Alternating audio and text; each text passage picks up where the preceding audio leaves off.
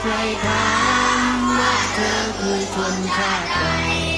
หากคำตอบเธอคือไทยแล้วหมายถึงชาติเดียวกันคือบ้านหลังนี้ที่เราทุกคนผูกพัน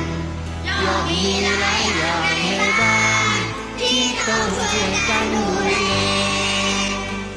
จะเกิดภาพนี้เราก็คือไทยด้วยกันมีหลักให้เรายึดมั่นและนั่นก็คือแก่นแท้จิตวิญญาณไทย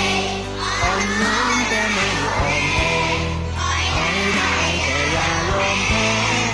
ให้แก่อายุที่ทำลูกหลานเอ่ยสามทีบนพื้นแดง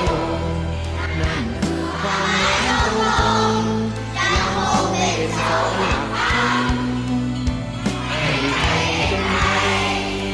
ให้ไทยเราก็ทำเสรีภาพและความเหลื่อมล้ำย่อมก่อกันเลยชาวไทยจากใจที่กล้าเป็นศัตรูคอร์รัปชัน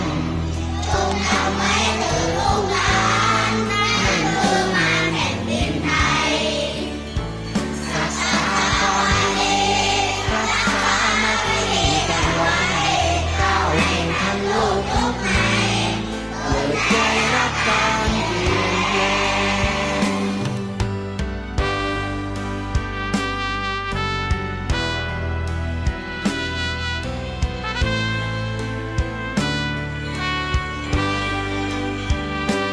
ลูกหลานเอ่ยสามทีบนพื้นใจลง